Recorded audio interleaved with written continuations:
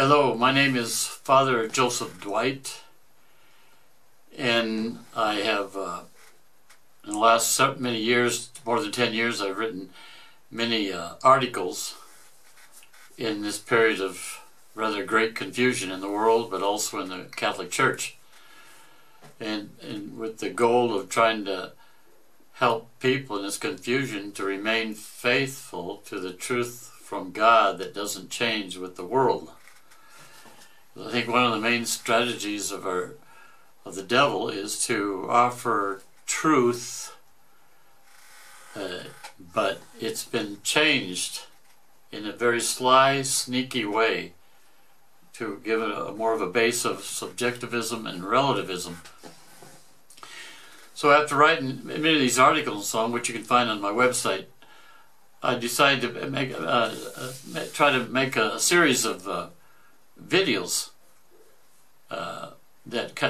and I'll call this series of videos "My Journey to God in a Secular World."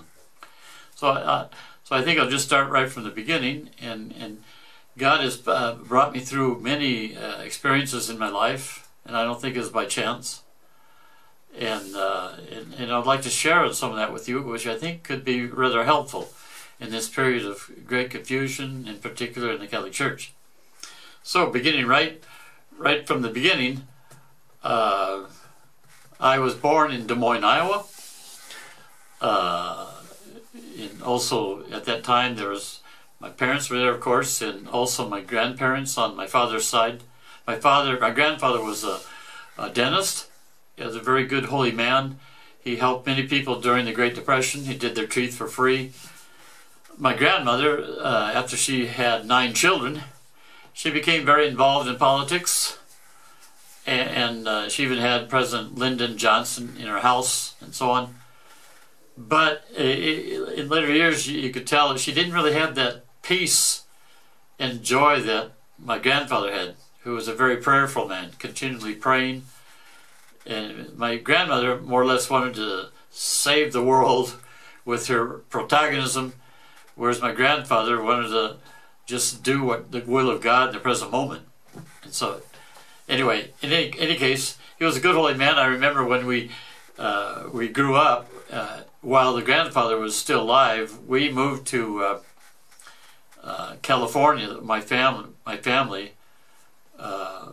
My parents already had 4 children, and my mother was pregnant, and we went to California because my father had a farm there with the help of my grandfather, and he lost everything when he raised 3,000 pigs, and the market went down. There was no stability back then. You're talking in the 1953, 54, and so on.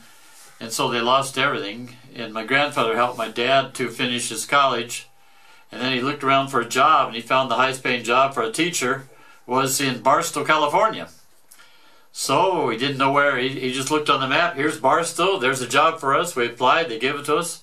So with 4 kids, my mother pregnant with the 5th, we took off in an old second-hand car with a little trailer behind with everything we had and 4 kids.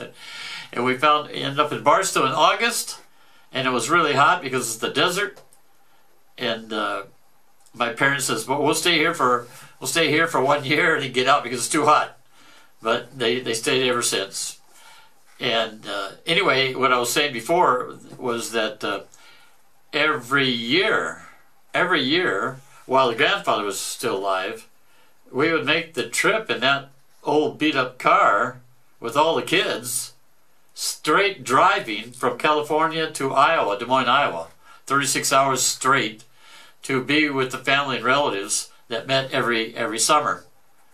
So, and I remember those good occasions when I was little. My grandfather used to bring little things always for the grandchildren. He enjoyed so much being with the children, because he's had more than 50 grandchildren, because he had 9 kids, and those 9 kids had all kinds of kids, and so he always had something for the kids. I remember one time I really liked, he brought us all a balsa wood glider for all the kids, candy or whatever else. He was very gentle, loving grandfather.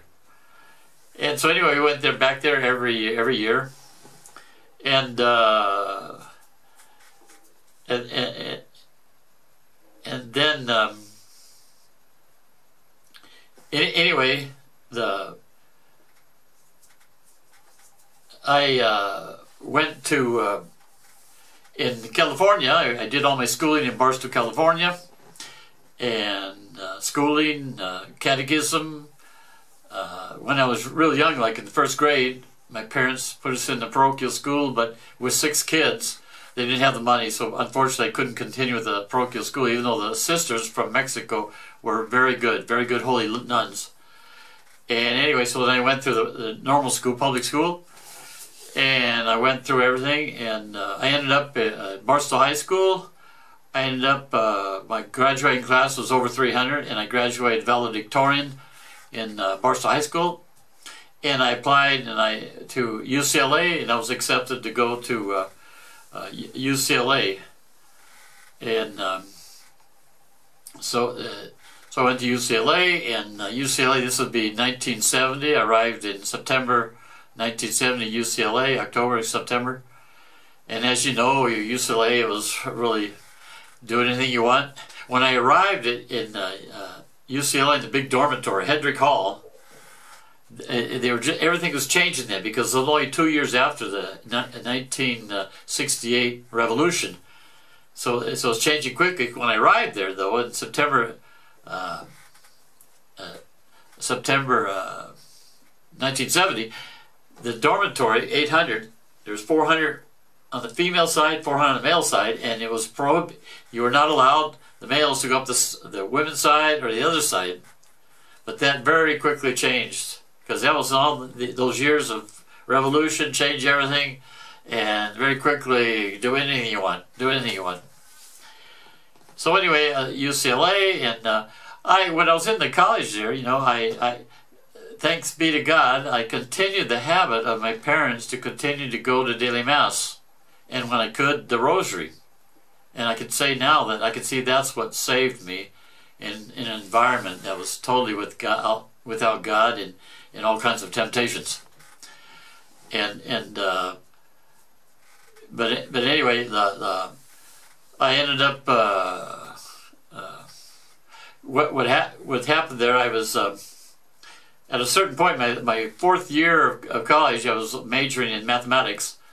A friend who worked at UCLA, he was older than me, he gave me a nice biography of St. Therese the Little Flower called The Storm of Glory by John Beavers. And that book just hit me hard. I mean, I was in tears many times. That was really the beginning of, I began to think about a vocation. That hit me so hard. I went on to, I finished my bachelor's degree in mathematics. I began studying for the master's. I also got a position as a teaching assistant at UCLA. And at a certain point, my parents discovered an apparition, a Marian apparition in the United States called, that some of you might have heard about, Nacita, Wisconsin. I was young. I trusted my parents. And it seems like they were talking about things are going to go bad quickly. So I left college and I came back to Barstow and began to pray a lot more. I had more time to pray and so on. And my parents bought some books. And at a certain point, I had in my hands the classical book of St. Louis Marie de Montfort. St. Louis Marie de Montfort, True Devotion to Mary. So I made my consecration to Mary in August 15th, 1976. I'll stop this video clip right here to keep them as short as I can, and continue in the next video clip. May God bless you, and Mary guide you.